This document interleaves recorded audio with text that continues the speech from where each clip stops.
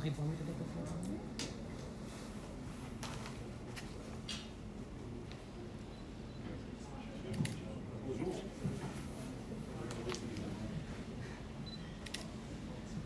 Yeah, good evening everybody.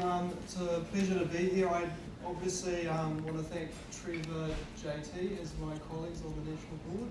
Trevor rang me a while ago and asked me to come and chat and just to update you about everything that happens with the head office and on the national level. So yeah, it's awesome to be able to be here tonight. I think I spoke a few years ago and it's awesome to see since that time the size of the club. So you guys are really growing really strongly, and awesome to see the initiatives like the range and everything that's happening in Hutt Valley. So just want to congratulate Trevor and JT and the rest of the committee and the club for the awesome environment you guys have built up over the last few years. So today, you don't need to know about that. So I've just got a brief slide deck that I've presented, and I find it a lot of people they're hunters or they're shooters or they're into being a member for different reasons. And I just like to explain about what I do on a daily basis, where your national component of your membership fee goes, what you're getting back out of it, and then at any time I'm happy to take any questions as well. I'm here to talk about what sort of the bigger issues, and then later I'll just share a few exciting announcements that we're going to launch. So firstly, who am I? So I'm actually a local. I grew up in Up Hutt, went to Up Hutt College. I lived in Akatarawa, and it's awesome to be back here in my hometown. I live in town with my wife and kids. But I went to uni after college to Dunedin and studied law and finance down there and marketing. I really got into hunting in the South Island. I was blessed to have a couple of uncles who were mad keen hunters and farmers. And so I got into hunting through family connections. But when I went to Dunedin, I realised I didn't have those, and I joined the local Dunedin Deerstalkers Club. And I think I've been a member for nearly 25 years since then, and I found that getting into the club and getting stuck into the committee, joining in on the club hunts, going to the clinics, and just meeting one or two really good mates makes the club an awesome place to get friendships. And I encourage anyone that's new or shy just to introduce yourself to someone, because some of the best hunting buddies I've got out of deer stalking, and I really enjoy doing the club hunts. And yeah, I think from a deer stalker's point of view, the more you put in, the more you get out of the club. So just can't thank you guys enough for making an awesome club, and definitely get stuck into what the club has to offer. So on a national level, I guess you guys just think locally and local hunting grounds, but we're actually part of a really big sports club or organisation. So a lot of people don't realise, but we've got 50 organisations grouped together under our banner. So we've got the head organisation, and then under that 49 clubs, soon to be more. We've actually got a few announcements coming up where we're about to launch and form some more clubs. We're one of the biggest sporting clubs in the country, and we're one of the largest participation clubs, 12,000 members. So when I took over the role in 2020, we were having a few struggles and we didn't have a strong strategy. Our systems weren't keeping up with the modern age. And since we've fixed those little things and had a team at the office, we've really grown. So we now at any point have around 12,000 members either on the register, joining and renewing. I think Hutt Valley is now the biggest club in New Zealand, is that right? So as of this year, they took over Central Auckland.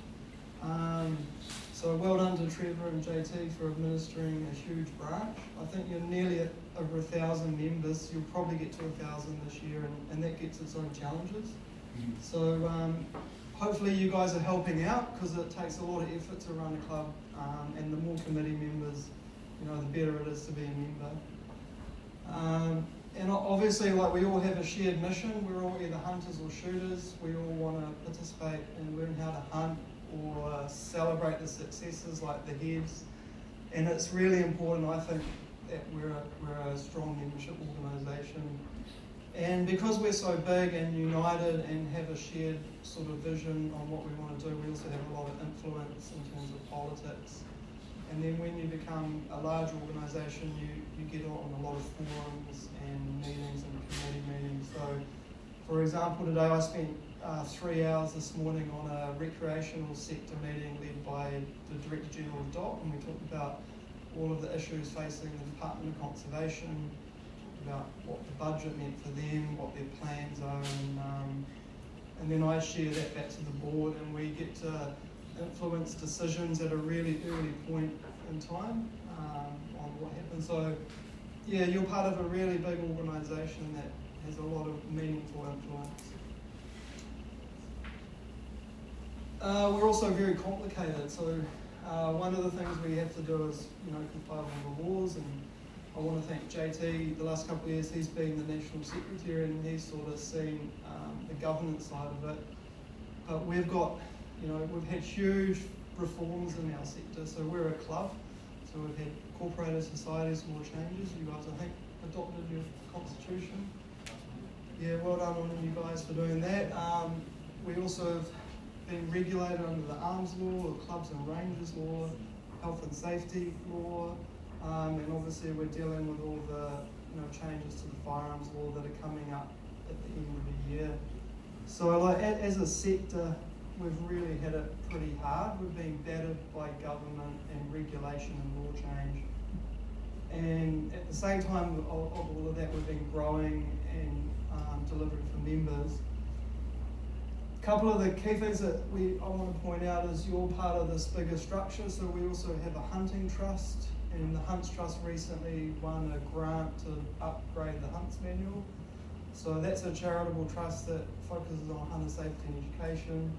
We have the National Heritage Trust that runs the Hunting and Shooting Museum that we opened in February, which sort of celebrates the hunting culture of New Zealand. And I understand the Hutt Valley might take the hunts course there this year to show the gun room, history of firearms, and also all the taxidermy. It's really important. That's your museum, so if you're in Wellington, you can come to the head office where I work, and anyone's welcome. Have a coffee, have a look at the museum, look at old firearms, and it's just your club room, like this club room, so come in. And then obviously we have all of our branches, so across the country at the moment there's 49 clubs with nearly 12,000 members. So some of the smaller clubs, like at the bottom of the South Island, have 50 members, and they're all rural and they're all farmers. And then Auckland is 1,000, Tauranga 1,000, Hutt Valley 1,000. Between Wellington, Hutt Valley, Kapiti, Porirua, Wairarapa, there's nearly 2,000 club members. So it's a really, really big organisation. And we're a big organisation run by that team. So obviously I'm employed full-time to run the operational aspects. I support the board delivering governance, and then we manage the budget and compliance, and then we have a couple of key portfolios, so promotional, and Hugh from Colfo has spoken to you guys as well, and then we have one membership manager, and then one of the huge programs that we got funding for has been the hunter training program. Who's a hunts instructor here tonight? Have we got any hunts instructors? Yeah. So thank you guys for training the next generation. That's something that was personally something I really supported as the future. So without the next generation of hunters coming through, getting into hunting and shooting, we don't have a strong pathway. So one of the big challenges that the whole sector is facing is we've got an ageing firearm population, and one of the strategies for NZDA is to get the older guys who have all the skills and knowledge to train the next generation. So you guys at the Hutt, phenomenal job on your Hunts program, and when we do the surveys of our members, the Huts program is rated one of the best Hunts programs in the country, so yeah, well done to you guys. And then of course we have volunteers, so we have a huge volunteer network. we do a survey, about 8% of our membership volunteer within the club network. So, less than 1 in 10 people help run the club. But the guys that then step up at the club level, like JT and Trev, then spend additional volunteer time thinking about the big issues. So, they're talking about the policies and what the Constitution says, and doing the advocacy work, helping me formulate submissions, and we have chat groups and meetings and constantly talking about all the issues. So yeah, it's I want you guys to just give a round of applause to these two guys here at this point, because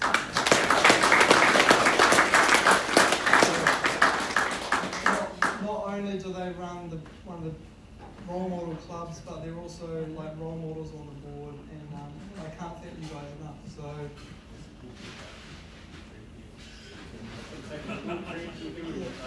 And he's also leaning in on it as well. So the board has two members from the North Island. So Trevor fills a North Island representative, and we have 2 board members representing the South. And then of course we have the president, vice. The past president stays on to help with all the knowledge transfer, and then we have a secretary that's a nominee from the board, so the board gets to appoint the secretary to help.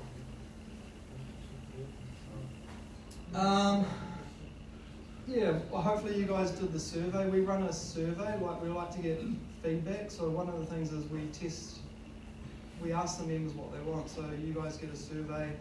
We just ask you how it's going, what do you want, are we delivering, what are we not doing, what do you want us to do. We take all that on board. And in the last couple of years, we've just had phenomenal results across the country, and the level of membership satisfaction is the highest ever this year in April, May. Everyone thinks they get value for money. I think Hutt Valley, phenomenal value for what you guys get. The guy that spent 8 boxes of ammo, I feel sorry for him. That's not good value for money, but Gun City might have it. yeah, Gun City likes that. I guess 10%. And then for me, the most pleasing thing is once you're in the organisation, you're happy to recommend it.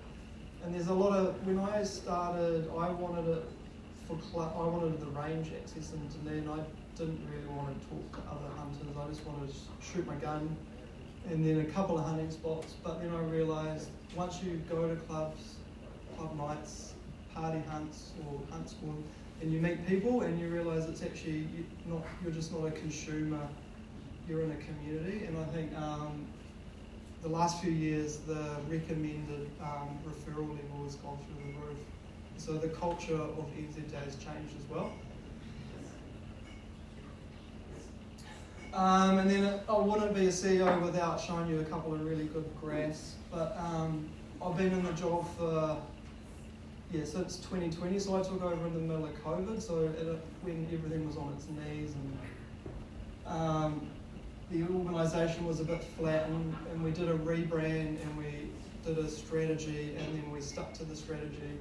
And then the results are now manifesting in pretty good angle. So the left chart is the operating expenses versus profit. So one of the things is delivering within budget. So we deliver within budget, and we grow the revenue to deliver more. And then the other thing is the national total trading income, which we're about to present at our AGM. We nationally added $1 million of revenue in 5 years since I took over. So we went from an organisation that was sort of bubble along, making about 280 to 300,000 a year of total revenue for all the clubs, to now the organisation makes in February made 1.3 million. I just paid out the largest amount of money to the clubs. So for most of the clubs, we collect the funds and pass them through. Hutt Valley's always been ahead of the game, and they run their own while they forgot and do their own invoicing. But yeah, it was really pleasing. was it on the 10th, JT and I approved the largest payouts of funds to clubs. So clubs have got more money to do more things and do better. So it's a real awesome news story for NZDA and the clubs. Personal project of mine is, I think when I spoke a few years ago, I came in as a volunteer for the museum, and we talked about a vision for having a hunting museum, a shooting museum, and just shared a bit about that. Well, we raised collectively between the Wellington branch, the association, and the Heritage Trust, we've raised over 2.8 million to build the museum and finish the fit out and open it. I want to thank anybody here that made a donation. I know Paul Clark did a personal donation to a cabinet. His name's on the cabinet. And there is a few cabinets remaining unsponsored, so if the Hut guys want to sponsor a cabinet, we've got one there with your name waiting to go on it. But yeah, it just celebrates our culture. Obviously we host meetings there. I have MPs, I make them a nice latte.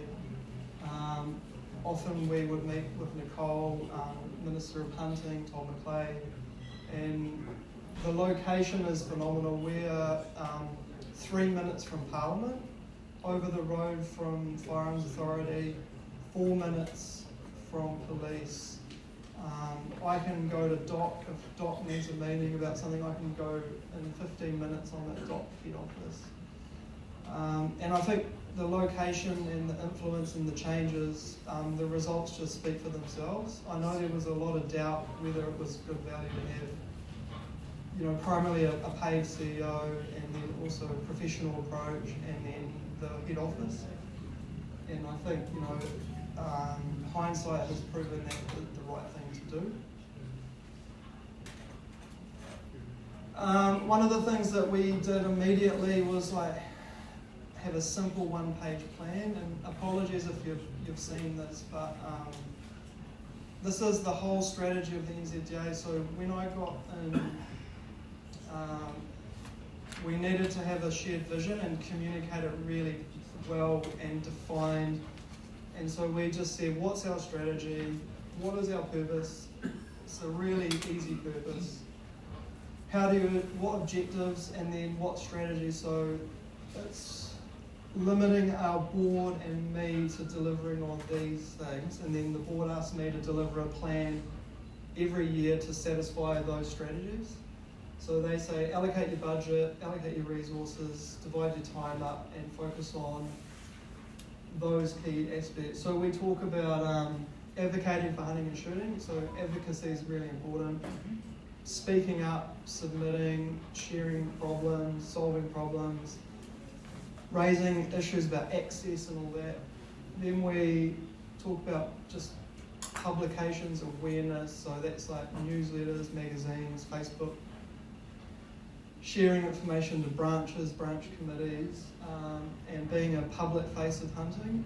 And then we really want to provide safe ranges, safe firearms courses and education, and providing the best ranges. So we have an amazing range network. We've got the largest centerfire range network in New Zealand. We've got 23 certified ranges, and we're adding a few more at the moment that are going through the enrolment certification process, and then providing a system of range officers, training, regulation. And then the last one is we added maintaining access. So we've seen a lot of complaints around the country around access diminishing, and then we've formed an access working group that is a dedicated group of people with knowledge on access law, access issues, and know the right people to talk about it. So we would submit, on anything that was related to walking, tramping access. And then we collaborate with other organisations like the Trampers in order to be effective. So yeah, that's literally what as complicated as the strategy you need, and that fills the day up nicely. Also, are there any questions at this point, guys? I'll just quickly stop. Do you review the strategy? Yes, we review it. We review it every year. Yeah. So the strategy is reviewed in November.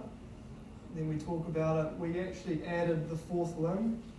So the original strategy had 3, and last year we added the fourth, which was access. And I think this year we might limit it. It's been a bit of a big year, and we might need to rationalise what we're doing. Any other questions, guys?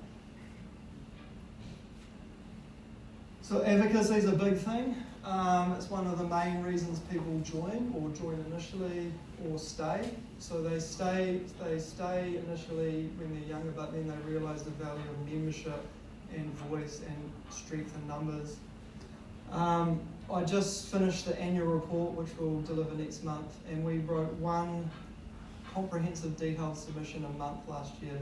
So there were 12 substantive submissions to government last year, the most in my time, and it's just been an incredible barrage of law change. So we obviously had the Labour government and then the national government rewinding everything, and then you got the ACT Party and the New Zealand First improving things, and then you've got a whole lot of work coming.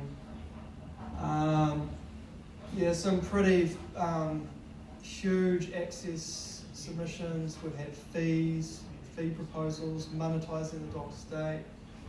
We had all the regulations on the firearms, on the various issues, so the register, clubs and members.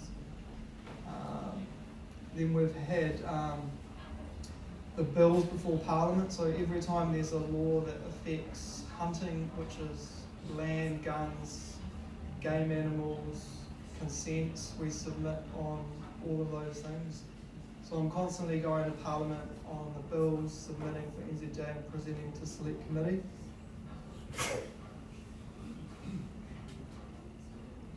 So that's just sort of a snapshot. I don't normally do slides like that, but I just want to convey the detail and the size of the consulting, the asymmetry. So we've got Deerstalkers run by me on a daily basis, and I'm here to actually support the clubs and the board and run the business, but I'm also doing the legal advocacy.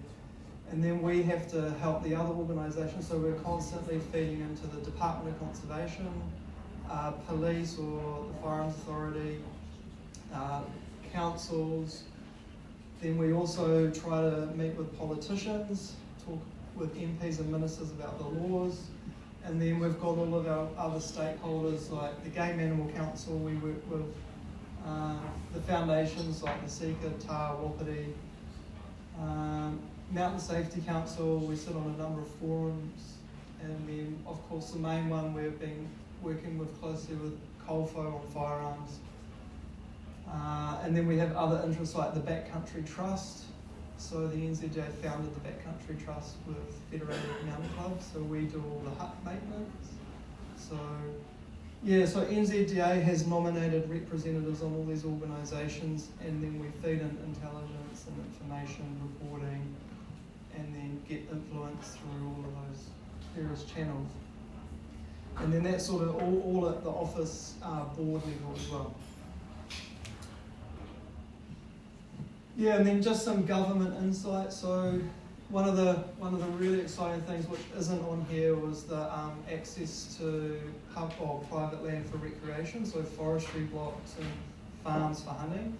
And one of the things we did a joint submission with the other recreational groups to ask the government and INVI to remove or clarify there's no liability for recreational activities in New Zealand. And there was a bit of creep from WorkSafe, which is jobs and health and safety, was stopping farm managers or forestry managers or councils from letting recreation happen. So that's like biking, horse riding, walking, tramping, hunting. So they're going to rewrite the laws to make sure that recreation isn't going to cause liability for the people that own or manage the land. The other one is the firearms reform is coming up at the end of this year. So we need a lot of money and a lot of resource and time to feed into the bill and make sure the Arms Act rewrite, we have a strong submission and the resources to do the best effort on that. And then obviously we've got, the hunting minister the rewrite of the Fish and Game Act. We've got the Game Animal Council Act getting amended. We've got herds of special interest, and then we've got everything, that we wanted. Like, for example, the hunting permit system got rewritten. They're about to expand that to the ballot system. So yeah, the workload is it definitely fills in 9 to 5. And then I've got a little map on where we are. So we're just right off Malto Street. I think it's, what does that say, 2 minutes from Parliament. So we're like 600 metres from Parliament. And yeah, there's a lot that we have to do as an organisation. And a lot of people say, oh, you're sending too many emails, and I just sort of really don't apologise for that, because it's not me causing those emails, it's the pressure from all those agencies, all of the law changes, all of the firearms law changes, department, everything. So yeah, it's been a pretty massive few years. And one thing I would say is the work's only just started. So we've, as a sector or as an organisation, got a friendly minister in the hunting minister Meager. We've got a friendly minister in Nicole McKee. They're willing to meet with us. So I'll email both sides of the spectrum, or the Labour government. I used to meet with Ginny Anderson when she was in. Try to meet with all parties, because at the end of the day, governments are 50% a national government, 50% a Labour government, and so and we have to influence all governments. And the one thing that we try to do is meet with them and just explain about hunting and hunting culture and carriage of firearms and using dogs, using four-wheel drives. And a lot of the time, one thing I would say is we're just not thought about. It's not that they don't like hunting or they don't recognise hunters, it's just that they're bureaucrats doing a day job that don't think of all the stakeholders. And so what you've got to think about is, without us there niggling at them, sending emails, writing submissions, we would have no voice. And so the only thing that I can say is, with NZDA, it's such an awesome organisation and awesome volunteers that we have that voice. And we have that voice against, DOT. I was on a meeting today and DOT said their budget is $830 million this year. DOT have 6,000 staff. I don't know, the Firearms Authority got issued $711 million over 10 years. So to administer the firearms system, they got $700 million. So we're up against near on $1 billion bureaucrat organisations with hundreds of staff, battling it with one staff and a few volunteers. So that's kind of the David and Goliath scenario we're in. And I'm proud of what we've done for the resources and the time that we've had. We've had a really big impact, and it's manifested in the meetings with the Prime Minister and the Hunting Minister and the Arms Minister, that we have done a really good job. And the politicians have listened to us and they've provided the portfolio. Cool announcement. So one thing, we're just about to do an awesome deal with Beretta, who own Ticker, and they're going to sponsor Hunt's rifles. So we're taking orders now through all the Hunts clubs to provide Tickers for Hunt trainees to use. So the clubs have got an amazing deal. We're also going to launch it shortly through Beretta, like a Hunt's endorsed rifle package. So soon NZDA members should be able to go to a retailer and order the package we've put up, and then if you're an NZDA or Hunt's graduate, you'll get a deal. So that's something that we started at the Seeker show, and Beretta, Ticker Seiko group, came up to us and they said, you guys are doing really awesome, we want to help you guys train the next generation of hunters. So again, that's off that hunter training thing that we're getting these opportunities. Come with 8 boxes of ammo. 2. Two's enough? No, two boxes of ammo? We'll make sure and take it away. So that's really cool. So we're working up on the specs of that. Basically, it's going to be a bush pig type rifle, like a shortened suppressed 308 or 243 with some really cool rings and optics package. And yeah, they're going to give 2 boxes of ammo for people who buy it as an EZDA. So yeah, we'll launch that. All good things take time. And then when they get the order, they'll produce them and ship them to New Zealand. So that's just a really cool side project that's coming out. Last thing is we're doing an awesome conference raffle. So yeah, I want to thank, again, I can't thank Trevor enough for last year's conference. So Hutt Valley hosted the amazing event last year at Hutt Valley down at the event centre. You guys had a raffle for the MIA tent. MIA has, again, donated a tent. And then in the deep south, we've also got the Blacklands bipod, a Tatonka pack, and some backcountry which are made in Southland. So that's $10 a ticket, and I think there's only 1,400 tickets. So you've got really high odds to win, and the package is worth over $6,000. So the tickets will be available for the next month, and all the money goes to the Southland Club to run the conference. I know, Trevor, you really valued the funding from the raffle, so yeah, $10 just to support another club isn't much. Hutt Valley, thank you again. Yeah, Hutt Valley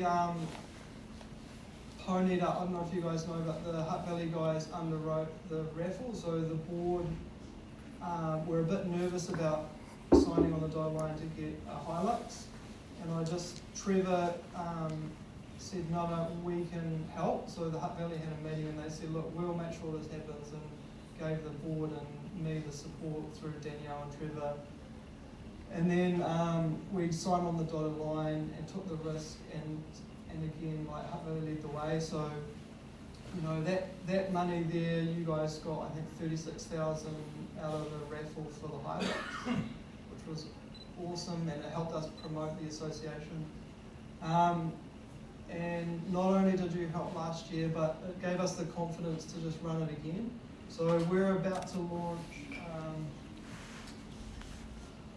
in the next week or two Mitsubishi Triton. So we tendered the raffle off with all of the big four-wheel drive truck companies in New Zealand. So we all wrote to them all with a proposal and said, we'd like to run this raffle, do you want to support us?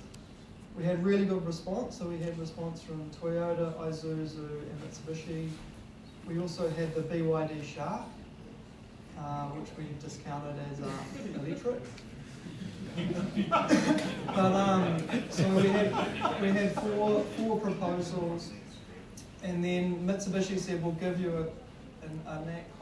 They gave the best deal, so they said, well, we love what you're doing, we want to support you. They gave us a cost price, and then put all the accessories on it, and they're going to partner with us. So that's it's called a G-Spec Triton, and it's really good. It's got snorkel, up 20-inch tyres they put on it, and they put on the bumper bars and deck line and stuff. So yeah, we're going to launch that soon, so that's going to be $25 for a ticket. And that really helps us deliver. So yeah, we'll keep an eye out for that next month. But again, I wanted to just thank, can't say enough, but Trev and JT and the Hutt committee for showing their thought leadership again and giving us the confidence. So yeah, I can't thank you guys enough. So that's it for me. I'm happy to take any questions, but hopefully that sort of gives you a bit of insight on what happens at National Office and a bit about me. So happy to have